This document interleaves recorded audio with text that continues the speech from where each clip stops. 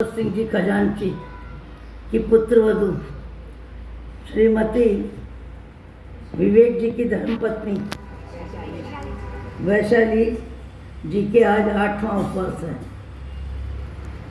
और साध्वी जी महाराज ने 11 का पारना कर लिया, 28 का पारना कर लिया और अभी 2 साध्वी जी के श्रेणी तप चालू है जिसकी चौथी लड़ी कल पूरी हो रही है। 4 फिर 5 उपवास पाड़ना, 6 उपवास पाड़ना, 7 उपवास पाड़ना, इस तरह श्रेणी तप 80 दिन का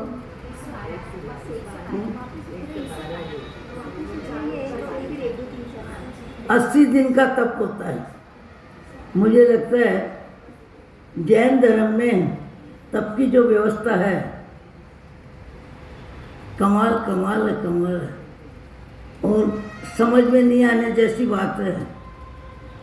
विराग सागर जी महाराज 118 उपवास चलते फिरते हैं, व्याख्यान देते, पदयात्रा करते, गोचरी जाते हुए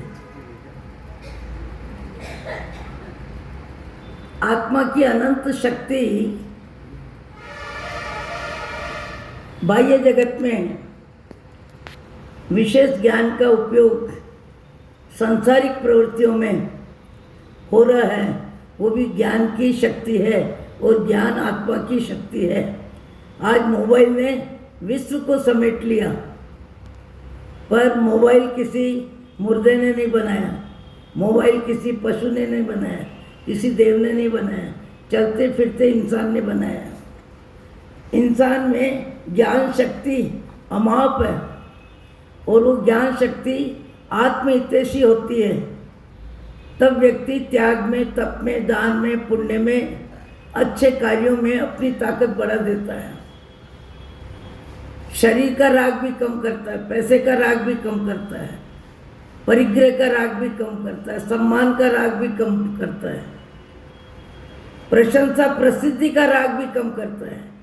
भले प्रशंसा प्रसिद्धि मिले पर उसके भाव में जब आत्मा का ज्ञान विश्व के कार्यों में उपयोगी हो रहा है, वैसे आत्मा का ज्ञान जब आत्मा के लिए उपयोगी होता है तब व्यक्ति के भाव जगत में बाह्य जगत से प्रशंसा प्रसिद्धि नाम कमाने की भूख शांत हो जाती है। शांत नहीं हो जाती, एक समय आने पर समाप्त हो जाती है। निंदा प्रशंसा में सम, राग द्वेष में सम। आपने हमने सबने पाटनाथ भगवान का अनेक बार चित्र देखा है। कमठ जल वर्षा कर रहे हैं और धरणेन्द्र पद्मावती उनको भक्ति से ऊपर उठा रहे हैं।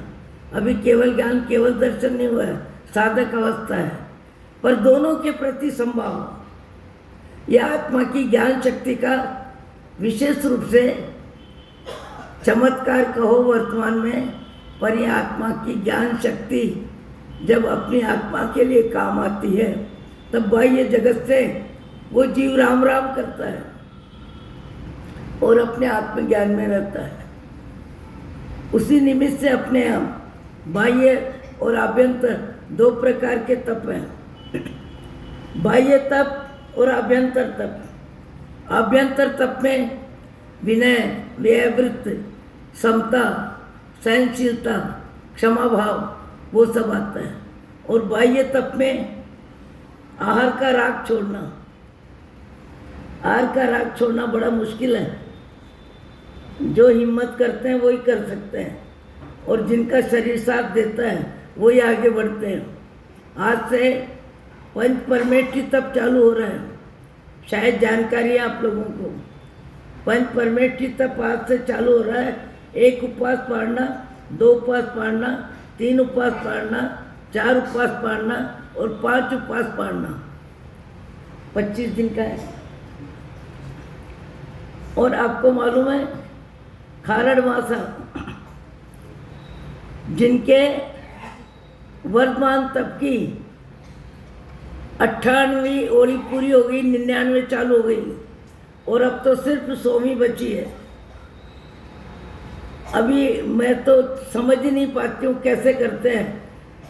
98वीं होली पूरी करी और 4 दिन दूध दही जो भी लिया और 5वें दिन फिर 99 होली उठा ली, 5वें दिन ही, और चलते हैं फिरते हैं, आराधना करते हैं और समता से जीते हैं।